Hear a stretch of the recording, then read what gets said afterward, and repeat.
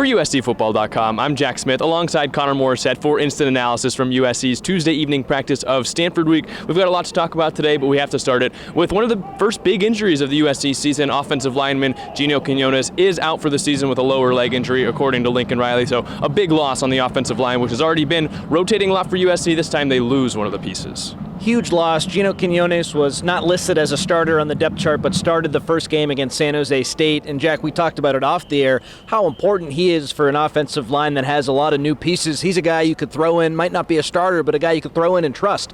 Backup center, backup right guard, backup left guard. The first game he started at right guard. So a guy who really could have gone in and answered a lot of questions if there were some problems on the offensive line and just come in and played really consistent football. He's out for the season now. It's a big loss because if another guard goes down now, I think USC's really in trouble. Center, they could be okay. Killian O'Connor, he's a walk-on, but Lincoln Riley's talked a lot about him being a solid backup, and a few other guys have taken reps at center, but I'm a little bit concerned about the guard depth now because Gino Quinones was so important. His versatility was so important. Really, really tough loss. Yeah, Lincoln Riley, and we really all talked about how important it is building a college football team to have guys as backups that could start if you needed them to. You know, building that competitive depth, not only guys that push the starters to be better, but guys that if an offensive lineman goes down for a week, which happens all the time, happened to USC last year, guys that could take over and be a starter for a week, maybe 2 weeks, or take over down the stretch of a season if needed. And Gino Quinones was kind of the perfect guy for USC in that regard. Could start at either of the guard positions. You mentioned the backup center. So it is a big loss. You know, it's not as bad as losing, one of your key starters like a Jonah Monheim or a Justin Dietich, but all that USC has been building for on the offensive line to have the depth that they can trust to be starters, you don't want to lose that either. Certainly, he was reliable. That's the most important thing. And I thought he was good last year as well. So just the fact that now Alani Noah, a true freshman, if Emmanuel Pregnon goes down for any reason, you're going to have a true freshman go out there and play left guard. That's a concern. At right guard, I don't even know who's behind Jarrett Kingston. It's Quinones on the depth chart now. It'll have to be someone else, so we'll look for an update on that later in the week.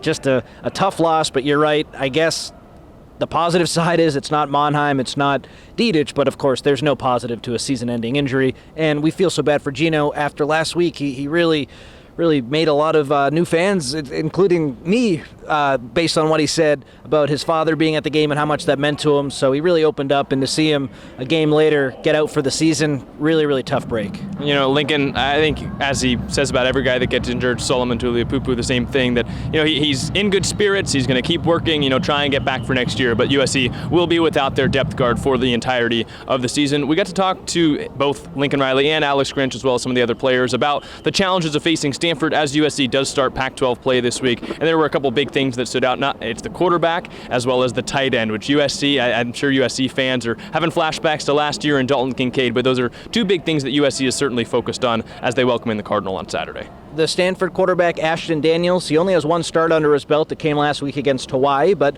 looks solid. He's a runner, so USC's going to have to account for that. And Alex Grinch talked a lot about how when the quarterback can run, you're playing 11-on-11 football. And what he means by that is the quarterback is another skill position, someone who has to be accounted for. So USC will be ready for that.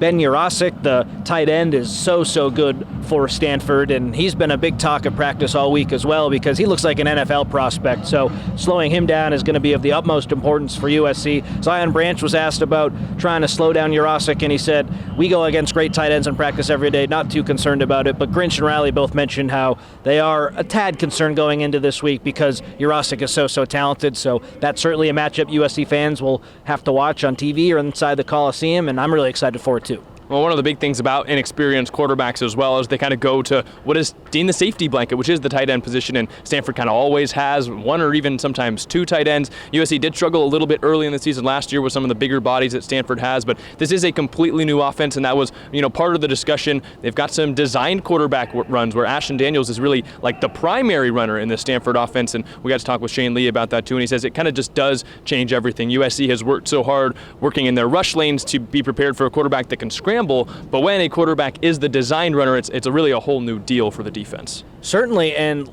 the first week, USC, I didn't think did a great job against Chevin Cordero, the running quarterback. Last week did much better against Nevada's running quarterback, Brandon Lewis. So now you got a third running quarterback in a row. USC has some experience against these running quarterbacks, but you're right. When Cordero's legs hurt USC, it wasn't by design. It was on plays that broke down, and no one was accounting for the quarterback. So I think maybe look for some spying to happen with some linebackers. I could see that a little bit. And I'm just really interested to see who covers the tight end. Is it going to be Jalen Smith, the nickel? Is it going to be a cornerback? Is it going to be a linebacker?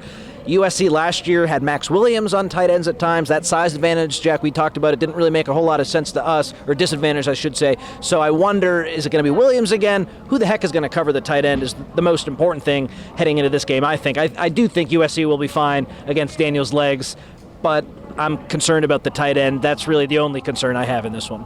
Yeah, it was interesting. Last year, you kind of felt like Eric Gentry is the guy that is built to defend the tight end. With his wingspan and, with his length and athleticism, it made sense, but we don't know whether he's going to play. He obviously missed the Nevada game, same with Mason Cobb. So USC already depleted at linebacker. Do they want to commit a linebacker to guarding the tight end? It's going to be interesting. We won't really know until Saturday, but they are certainly thinking about Ben Yurosek, and it's definitely on the mind of Alex Grinch and the rest of the defense. It was encouraging, too. Mason Cobb and Eric Gentry, after not playing last week against Nevada, both were out there today in practice. We can say that. There were no yellow jerseys. They were wearing the white ones ready to go. So that's a good sign, too, heading into this game. It looks like USC's healthier. That doesn't mean they'll play, but at least they were practicing, and that's a good sign. Talking with Alex Grinch as well as Shane Lee, a big question that came up was Tackett Curtis and his targeting penalty and the following ejection. And, it was really funny the way that Grinch responded. Same thing with Shane Lee. What'd you take away from what them two said about Tackett Curtis's targeting and ejection? Besides Lincoln Riley not wanting to hear the happy birthdays from reporters, it is Lincoln's 40th birthday today, and he kind of brushed aside the happy birthdays. The funniest moment from today was Grinch talking about Tackett Curtis and how if guys are gang tackling someone, Grinch talked about how he wants someone who comes in later to uppercut and punch the ball out. And then he said, I had to explain to Tackett that I didn't mean actually uppercut the offensive player, but uppercut the ball. Don't punch the guy in the face, punch the ball. Because Tackett, that's just who he is. He's a dog out there, and we saw the targeting penalty that he committed. He really, I think, what did Shane Lee say? He goes out there and has a reckless abandonment to his game, so that was really interesting to hear. He's so raw, he's so talented. Now he just needs to refine that a little bit, and that was one of the big key points from today's practice. Yeah, I asked Shane Lee, what was your message to Tackett after? And he said he kind of just gave him a pat on the head, said, it's a good football play. Obviously, he's a mature guy. He brings the pain, I guess you would say, on defense, but he did say you want to aim it in a different place. You're going to launch, you can't launch into the head. You're trying to make a hard tackle, but obviously not a targeting tackle. And so it was just funny to see them two responding to Tackett Curtis's ejection and just the different messages that they have. But I think it came away that they're impressed by Tackett, his ability to lay that hit. They just want to make sure he does it in the right spot next time. You just hope it's a learning experience. I think that was the most important thing. Coach Riley talked about how it was better this happened earlier than later, because if he's ejected in a more significant game, maybe that comes back to bite USC, whereas, of course, against Nevada, it ends up being a blessing in disguise, so to say, because then Rajon Davis and Shane Lee get a bunch more reps, and they look great, and maybe those guys aren't going to get as many reps in the future because of the depth on this team. So the fact that Curtis did go out, it really didn't end up mattering all that much because USC was just so much better than Nevada. So yeah, you hope he learns from it, gets better from it, and still plays with that wild side, but controls it a little bit better. I think that was one of the bigger takeaways from today too. And the last key highlight was the media debut for Braylon Shelby, who got a sack and forced USC's first turnover of the season. So we got to talk to him for the first time. What'd you take away from the freshman's media debut? He was asked how has he been able to come in and have an impact right away after not enrolling in the spring. He came in late as one of the freshmen who enrolled only this semester, came in the summer, and he said the strength and conditioning staff has done a great job with me. That's a big reason why I've been so ready. And then he credited his position coach at rush end, Roy Manning, and he said Roy Manning taught me to reach for the ball, and that's what we saw Shelby do against Nevada. That, of course, led to the strip sack, which led to the Stanley Taofuo touchdown.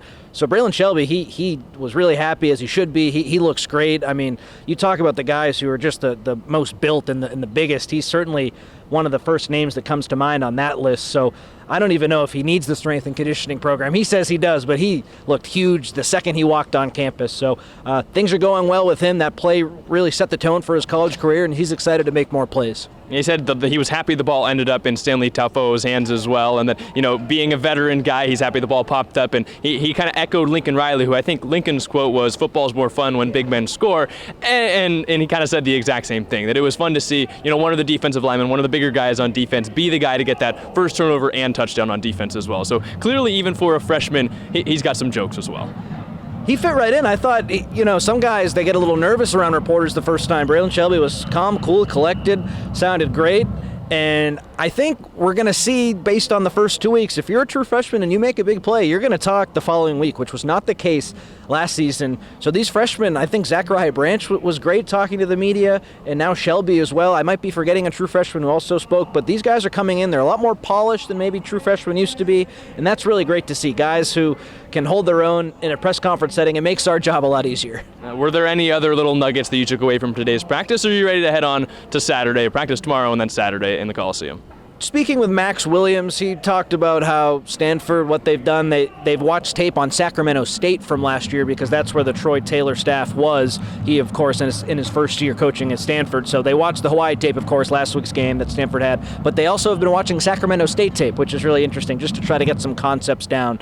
So I don't really know how much Troy Taylor personnel-wise can bring to Stanford that he had at Sacramento State the year before, but I just thought it was interesting that they're looking at his prior stop and not just the game from last week. Well, I think USC is just so used to looking at last year, considering this is the first time that they're playing a game against someone that's also played this year. The other small note that I had, Kalen Bullock was talking about his All-American plaque as USC put up those today. 5 different guys got All-American plaques put up on that, All-American walk out of the tunnel and past the sword. You had Caleb Williams, Tuli Pelotu, Andrew Voorhees, Brett Nealon, and Kalen Bullock, and he was asked, is it a surreal experience to see your name on that wall? And he mentioned how all of his years here at USC, he always admires that wall, walks out, uses it as motivation, and so it was really a big accomplishment, and it did make him feel good to be able to see his name up there, his own plaque on a wall with so many USC greats. You see a lot of guys when they're asked about their accomplishments kind of brush stuff aside and play it off, and he said, honestly, that is a big accomplishment. I was proud of myself. So that was awesome to see too. The fact that